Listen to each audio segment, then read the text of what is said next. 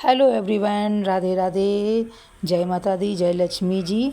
आप सभी लोगों को धनतेरस की हार्दिक शुभकामनाएं, दीपावली की भी हार्दिक शुभकामनाएं।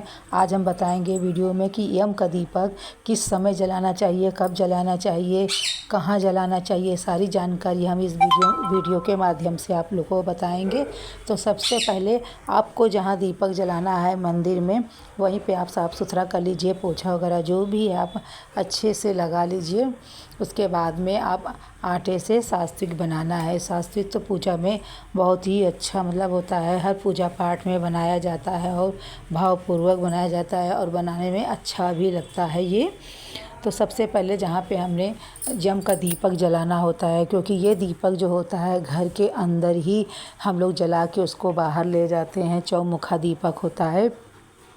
तो सबसे पहले जहाँ पे हमने ये सात्विक बनाएंगे वहाँ पे ही हम पूजा पाठ सब कुछ कर लेंगे। उसके बाद में ये हम मेन दरवाजे के पास बाहर अंदर के आने की तरफ से दूसरे हाथ की तरफ से हम वहाँ पे दीपक रात को जलाते हैं। और ये दीपक धनतेरस वाले दिन रात को ही जलाया जाता है। जब हमारे घर के सारे सदस्य जितने भी लोग होते हैं सब आ जाते हैं घर में, तब ये दीपक जलाया जाता है। सभी परिवार के जितने भी मेंबर आपके हैं सभी जब आ जाएंगे, 10 बज जाए चाहे 11 बज जाए, सब जब आ जाएंगे आपके घर में तभी अभी दीपक जलाइएगा। और उसके बाद में जहाँ पे हमने ये सात्विक बनाया था वहाँ पे सबसे पहले हम थोड़े से फूल, अक्षत और फूल, चावल और खील जो है उस पर चढ़ा देंगे। चौमुखा दीपक आप आटे से भी जला सकते हैं।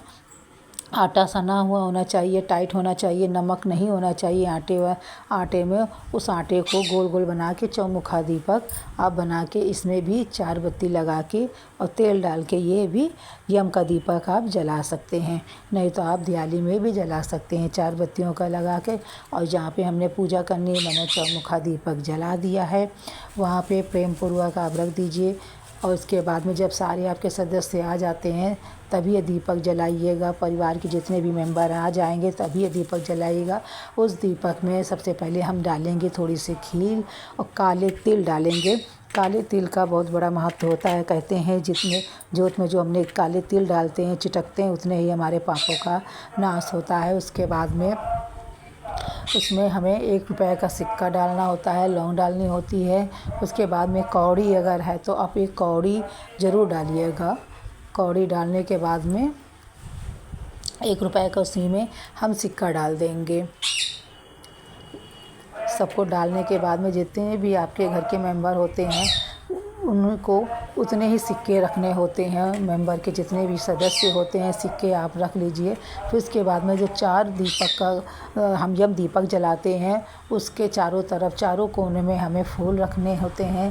फिर भोग लगाने के लिए आप लड्डू, बतासे, आप कुछ भी रख सकते हैं। चारों कोनों में जहाँ पे हमने रखी है चौमुखा दीपक यम का, वहाँ पे चारों कोनों में हम मीठे का भोग लगाएंगे। भोग लगाने के बाद में उसमें हम जितने भी हमने बताए थे अभी कि सिक्के लेने होते हैं हमें, वो इकट्ठे कर लेने हैं। सभी सदस्यों को बुला के रखना होता है। सभी पूजा करते हैं इसकी। फिर धूप बत्ती दिखा के यम दीपक को उन्हीं के पास में रख देंगे। पूरी हमारी पूजा जब कंप्लीट हो जाती है उसके बाद में हमें 1-1 रुपए का सिक्का हर सदस्य के नाम से, अगर सदस्य पूरे हैं तो आप सभी लोगों के हाथ से 2 बार उतरा के आप वहीं पे रखना होता है। बारी बारी करके जितने भी सदस्य हैं सभी की आप पूजा आप 10 बजे 11 बजे जब आपके घर के सारे मेंबर आ जाएंगे तभी आप करिएगा, क्योंकि ये बहुत ज़्यादा दीपक महत्वपूर्ण होता है यम का। उसके बाद में हम जल का वो कर देंगे। जल से पूजा होने के बाद जब पूजा हमारी कंप्लीट हो जाएगी उसको भी हम कर देंगे। और दीपक जलाने का मंत्र बहुत ज़्यादा पवित्र माना जाता है, तो आप लोग ज़रूर से ज़रूर इस मंत्र को करिएगा। शुभम करोति कल्याणम आरोग्य धन संपदा शत्रु बुद्धि विनाशाय दीपकाय नमोस्तुते। दीपो ज्योति ब्रह्म ब्रह्मा दीपो ज्योति सर्जनांदनम दीपो हरतु मैं पापम संध्या दीप नमोस्तुते। इसका भावार्थ होता है कि हमने जो दीपक जलाया है उससे हमारा शुभ हो, कल्याण हो, हमें आरोग्य प्राप्त हो और रोगों का नाश हो, हमारी धन संपदा में बुद्धि हो उसका क्षय ना हो, हमारे शत्रु जो दुर्भावना रखते हैं उस बुद्धि का अंत हो और उनको सद्बुद्धि प्राप्त हो। पर ब्रह्म स्वरूपी ये दीपक हमारे पाप का नाश करे।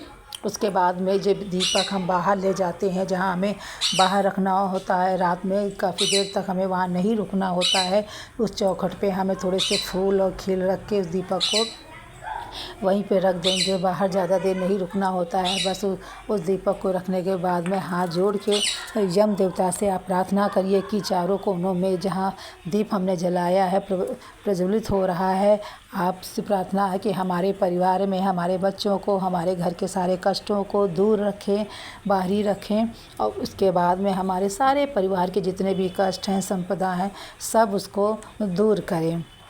यम का दीपक जलाने के बाद में बस थोड़ी देर के लिए रुका जाता है। उसके बाद में ये सुबह जब हम आएंगे तो इसको उठाएंगे आके, क्योंकि ये इस घर के अंदर दीपक जलाने के बाद में अंदर हम लोग नहीं ले जाते हैं। इसके बाद में ये सब बोल के आप अपने घर को अंदर चले जाइए और सुबह होते ही इस दीपक को आपको अंधेरे ही उठा लेना है।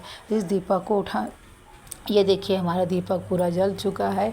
उसके बाद में जो भी हमने इसमें पैसा डाला है और कौड़ी डाली है, आप चाहे तो इसका विसर्जन भी कर सकते हैं या धुल के आप पूजा में रख सकते हैं। लेकिन वैसे तो ये यम का दीपक होता है तो घर के अंदर वैसे भी नहीं ले जाया जाएगा। तो आप इसको किसी जहाँ विसर्जन करना है आप वहीं पे सारा सामान जितना है आप विसर्जित कर दीजिए और उनसे हाथ जोड़ के प्रार्थना करिए कि आपका मैंने तन मन से यम का दीपक बड़े प्रेम पूर्वक जलाया है, आपको हम विसर्जन करेंगे तो हमारे घर के जितने भी सारे कष्ट हैं दूर करें, हमारे बच्चों के कष्ट हैं उनको दूर करें और सभी का कल्याण हो। यही और यम का सभी दीपक लोगों को धनतेरस को रात को करना जरूर से है। जरूर जलाएं आप लोग। हरे कृष्णा, राधे राधे, जय लक्ष्मी माँ।